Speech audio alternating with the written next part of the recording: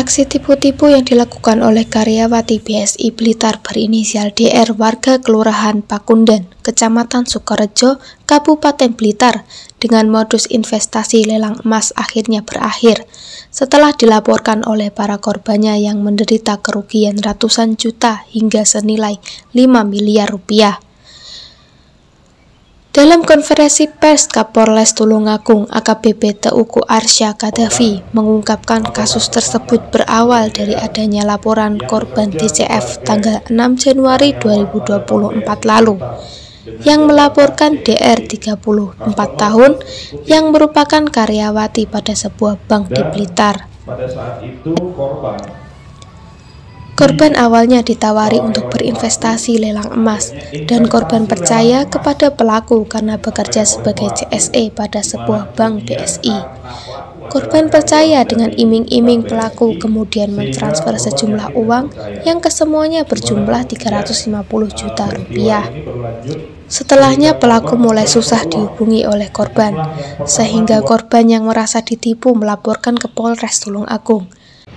Jadi dari lelang emas ini dia menjanjikan keuntungan itu berkisar antara sekitar 15 sampai 20% dari nominal yang dilelang. Kemudian dia menyatakan ini bagi dua antara korban yang sebagai investor dan pelaku sebagai pelaksana. Jadi disampaikan bahwa ini adalah emas-emas dari masyarakat yang menjadikan jaminan kemudian gagal bayar.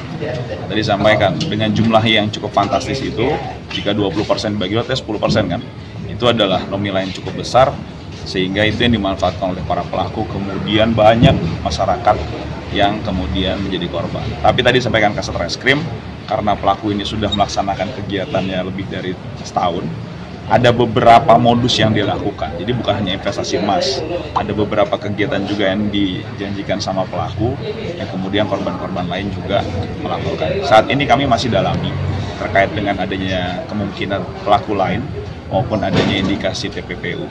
Ya, jadi kami masih dalami, memang karena jumlah nominalnya cukup besar, kemudian tadi juga disampaikan karena sistemnya dia gali lubang tutup lubang, kami masih dalami mana yang kemudian masuk dalam unsur pelaku lain.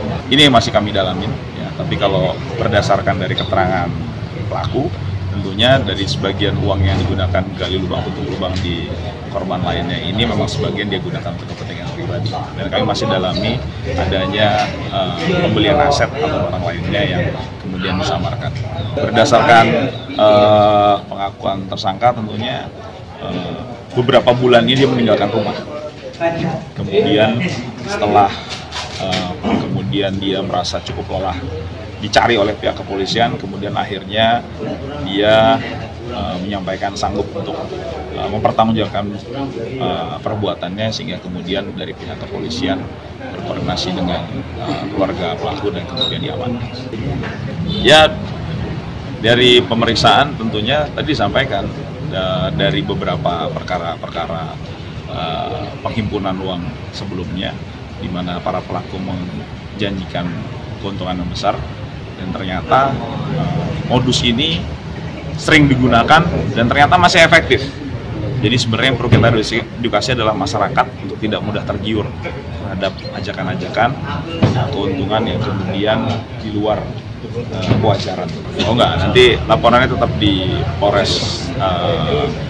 Polresta Blitar atau Polres Blitar. Tentunya nanti kami akan berkoordinasi antar penyidik, sehingga nanti dari pihak sana juga kalau TKP-nya di sana bisa melakukan pemeriksaan bersama. Dan TKP-TKP yang ada di wilayah Tulungagung nanti tentunya akan kami kumpulir dan kami akan memeriksa.